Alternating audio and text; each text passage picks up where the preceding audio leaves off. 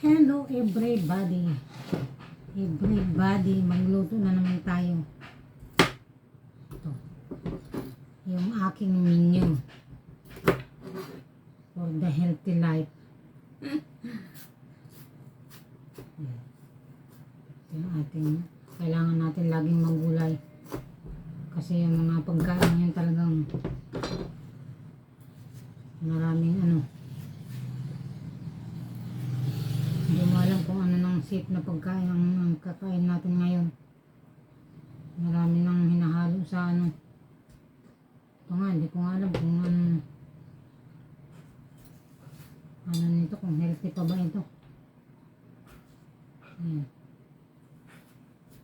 Dapat tayong mga gulay-gulay ngayon ang pagkain. Ano yung mga lechon na yan. Hindi naman nakakatulong sa health yan.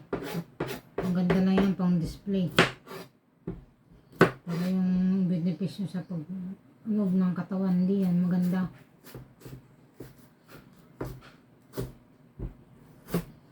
Kumain ka ng mga simple at saka healthy yung pagkain, ayos na yan. Bumili ako ng tinapa para pang dito. Pang partner. Okay na yun.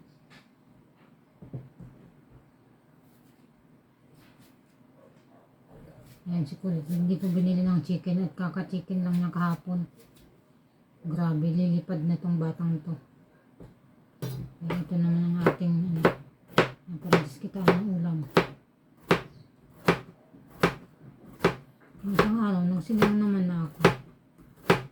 Nakaraan pala. Tapos munggo. Ayan, ito naman. Kaya paulit-ulit man lang ang ulam natin.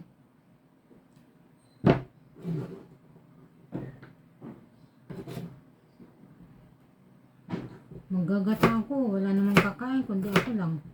Mabuti pa itong ganito, ginisang ampalaya at nagsisikain.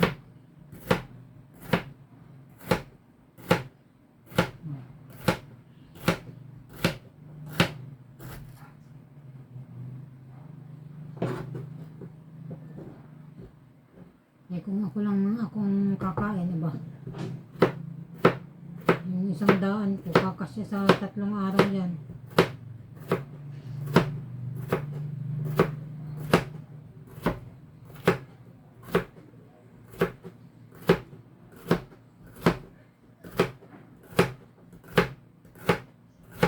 Ang natin to. Ang hirap maghanap ng ulam ngayon.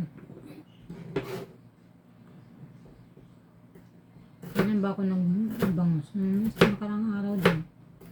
Nagdain akong bangus. Tapos ang munggo. Ayun ang inano ko. Kaya kailangan healthy lang talaga. Healthy nga yung niluluto kong mga pagkain. Kasi yung mga alaga ko ayaw naman magsikain. Ako lang nito ang mabubuhay.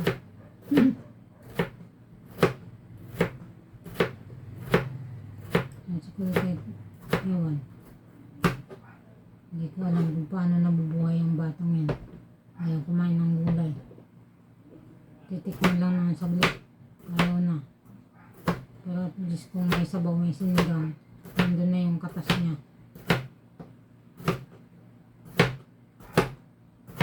Kasi mayaman sa fiber sana pagka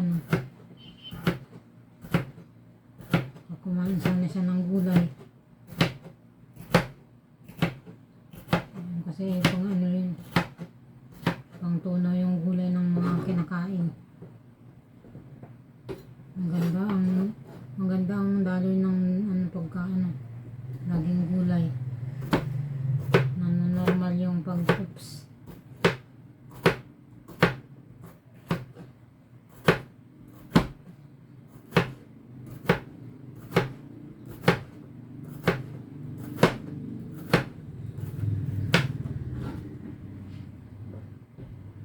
Kahapon kaya hotdog yata siya. Hotdog ang kinain niya. Kung isang araw, chicken. Ayan.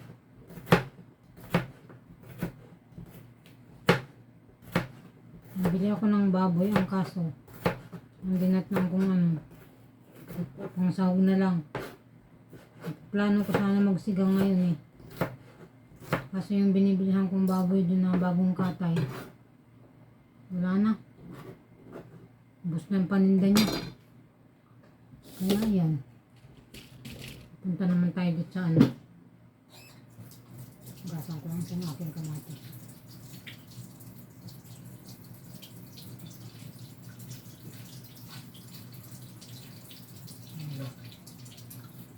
Malapit sa lababo.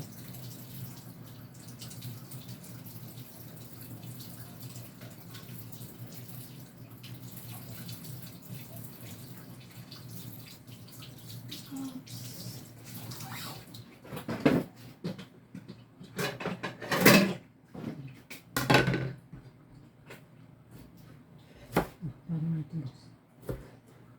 Gigisa ko lang ito dito.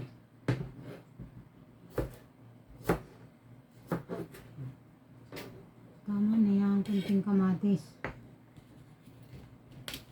Diba?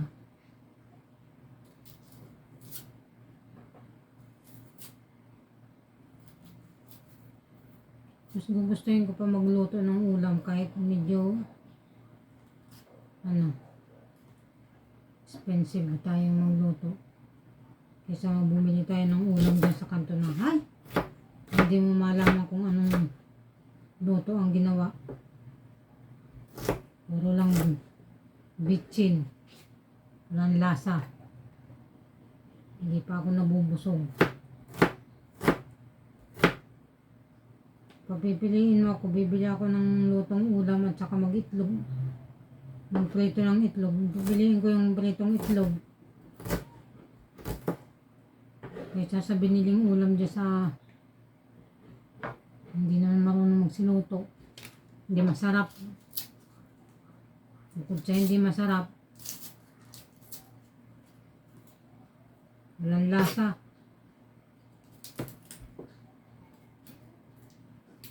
Mahal pa. Dito, magluto ka ng gulay. Kahit medyo pricey. Doon, isang putahe mo. Ganun din naman, magluto ka bumili. Mas mahal pa eh. Kasi pagkabili, hindi ka man pwede bibili ng isang putahe lang. Kailangan dalawa eh. Magkano ang putahe? 50, 55 sabihin na natin. Oh. Kung dalawa, ilang tao kayo kakain. Hindi kakasya yung isang putahe lang. Diba? Ayan.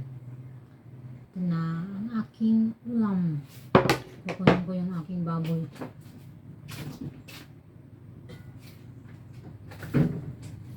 Ayan. Binili kong isda para lang may isda dyan. Tapos ito yung aking baboy na nabili.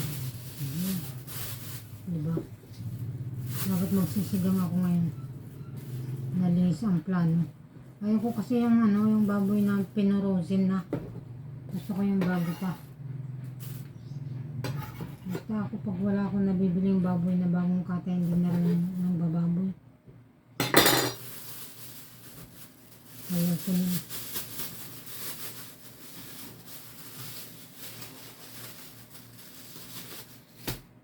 Punta tayo dito sa ito, ilalagay ko dito.